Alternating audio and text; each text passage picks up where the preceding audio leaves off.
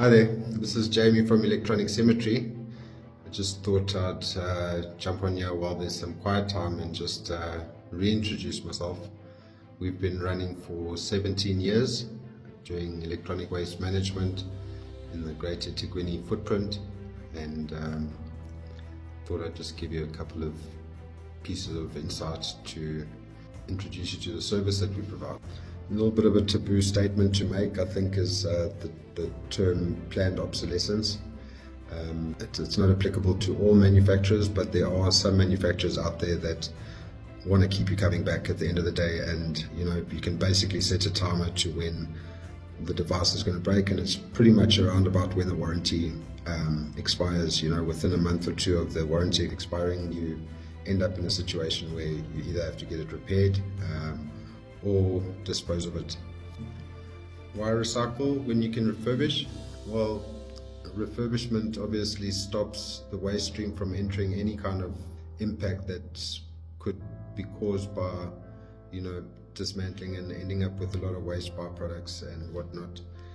But at the end of the day, there is probably a second life that you can give most electronic devices, maybe even a third, because we've had monitors that have come through that go to industries that make jukeboxes and stuff like that, and every second or third year post the refurbishment they're coming back for another bit of a refurbishment, and we've managed to extend some things life for another 10 years, which gives the current systems in place in terms of recycling a lot more time to evolve, because there is a lot that's still left to be desired in terms of the impact to the environment when it comes to recycling. If you can refurbish the items and extend their life for another couple of years, it just gives those systems a bit of time to adapt and evolve. But there's been a lot of improvement over the years. I think everyone's got a junk drawer somewhere in their house, filled with cables and old phones that they've upgraded and whatnot, and corner in the garage that is filled with old things that you were going to fix at some point or another but never got around to it. We don't discriminate. Anything electronic we accept. If it plugs into the mains or operates off batteries, we accept it. The refurbishment also gives access to people from various walks of life, the opportunity to get entry into the technological area that we're in. If you don't have a computer these days or don't have access to IT, you're definitely going to get left behind. With the way things are going, you have to be capable to some extent, in terms of working your way around a computer. So a lot of our refurbishments end up going to people from previously disadvantaged backgrounds that would not be able to afford a brand new item. But anything we sell, we do give a 1-year warranty on. We do go through quite a rigorous refurbishment process, and then we donate a fair amount. I've donated this year already more than 10 computers, and every year we on average donating about 50 to 100,000 rands worth of computers to various charities and organizations. In South Africa, we generated around 62 million tons of electronic waste last year. If you were to put that into perspective, it's pretty much all of the buildings in Durban Central. That's like the kind of pile that we're dealing with. Electronic waste is a very complex waste stream. Even though there is value and there is the rare earth metals, it is classified as hazardous waste, which is one part of what we need to mitigate in terms of the risks and the hazards, the chemicals and things that are contained within electronic waste.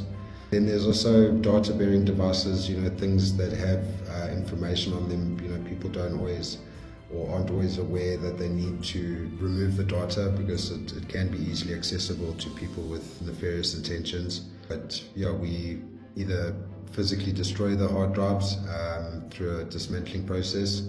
If they don't have any health, or even if they're 99% health, we don't use them in our refurbishments. Only hard drives and SSDs that have 100% health do we use in our refurbishment process, and they are wiped with a program called KillDisk, and the data is irretrievable after that. So, where does your electronics go to die? That's a question we get asked quite often. Electronics have a lot of useful applications in terms of secondary recovery of materials.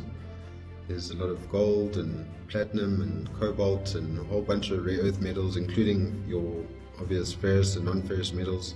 We recently found a solution for plastic that we've been looking seriously into for the better part of the last 10 years because it's a big portion of the fractions that we get is mainly plastics. But ultimately, if you take a ton of circuitry and you compare it to a ton of ore that's getting extracted as virgin materials from the earth, there's more rare earth metals in a ton of printed circuit boards, like the boards that you see behind us here, than you would get from a ton of ore. Actually had a funny interaction many years ago with someone, and they argued this point with me in front of a whole bunch of peers, and I just held my tongue because there were a lot of very important government officials, and I think they were just trying to hide this fact, more than anything, but it is a reality. So if you have any electronics and you'd like to get hold of us, you can schedule via the website. It's www.electronic-cemetery.com, and just go to the schedule a pickup tab and fill in your details there. If there are any special requirements in terms of data sanitation or certificate of safe disposal, asset verification, there are allowances on the submission form for that.